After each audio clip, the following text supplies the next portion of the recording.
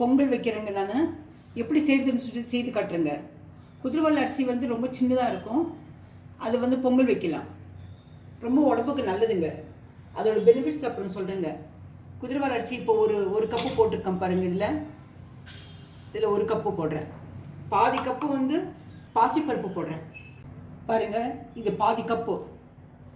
ஒரு கப்பு குதிரவால் அரிசினாக்கா பாதி கப்பு பாசிப்பருப்பு. அதை போட்டு கழுவி 3 விசில் விடலாங்க குக்கரில். இதை கழுவிட்டு உங்களுக்கு குக்கரில் போட்டு காட்டுறேன் பாருங்கள். இது வந்து குதிரவால் அரிசி பாசிப்பருப்பு கழுவிட்டு குக்கரில் போட்டிருக்குங்க. அதுக்கு ஒரு கப்புக்கு 3 கப்பு தண்ணி ஊற்றணும். கப்பு சரியாக இருக்குங்க. இந்த டம்ளரு ஒரு கப்புக்கு 3னாக்கா 4.5 1.5 போட்டிருக்கேன். 4.5 போடணும், ஊற்றணும் அந்த தண்ணி. 2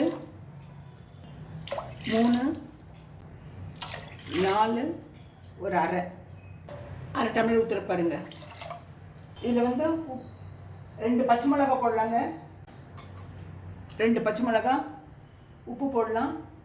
இதுக்கு தேவைக்கேற்ற உப்பு போடலாம். இது இந்த பொங்கலுக்கு தகுந்த மாதிரி உப்பு போட்டுக்குங்க. எனக்கு கல் உப்பு பழையக்கு போடுறதுனால நான் அதையே போடுறேன். நான் கொஞ்சம் மஞ்சள் தூள் போட்டுக்குங்க.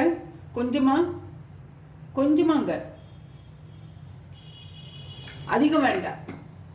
இப்போ இது ஒரு கலக்கிட்டு மூடி வச்சிடலாங்க. மூடி வச்சுட்டு 3 விசில் விடலாங்க.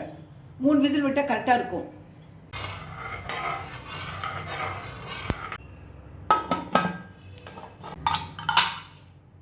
கேஸ் ஆன் பண்ணிவிட்டு இது 3 விசில் விட்டுலாங்க. இது குக்கரில் 3 விசில் வந்த பிறகு அப்புறம் ஓப்பன் பண்ணி தாளித்து விட்டுடலாங்க.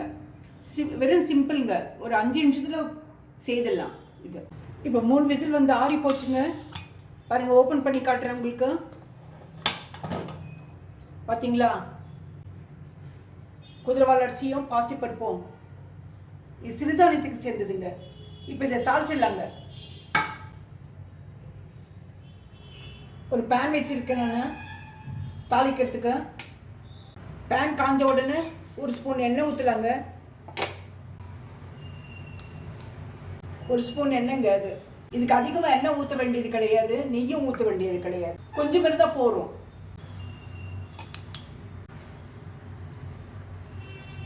நெய் 1 ஸ்பூன் தானுங்க. இது கணக்கு சின்ன ஸ்பூனில் ஊற்றிருக்கேன் பாருங்க. நான் நெய் காஞ்ச உடனே சீரகம் மிளகு போடலாம்.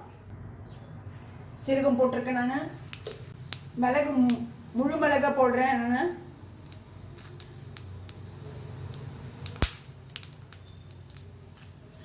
இஞ்சி கட் பண்ணி வச்சிருக்கேன். நான் சின்னதாக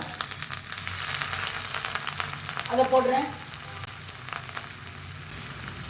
கருவேப்பிலை போடலாம். கொஞ்சமாக பெருங்காயம் போட்டிருக்கேன் ஜீரணத்துக்கு. ஆனால் இந்த குதிரவால் அரிசி வந்து சீக்கிரம் ஜீரணமாகும்.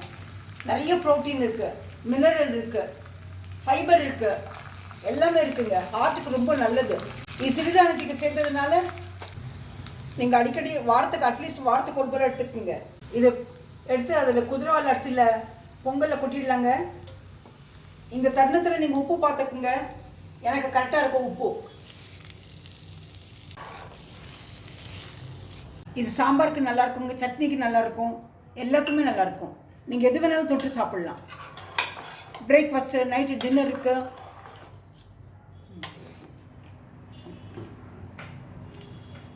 இது பச்சரிசிங்க. இந்த குதிரவால் பச்சரிசி பொங்கல் பிடிச்சிருந்தா லைக் பண்ணுங்கள், ஷேர் பண்ணுங்கள், சப்ஸ்கிரைப் பண்ணுங்கள், மறக்காமல் பெல் பட்டன் ப்ரெஸ் பண்ணுங்கள். அடுத்த ரெசிப்பியில் பார்க்கலாம்.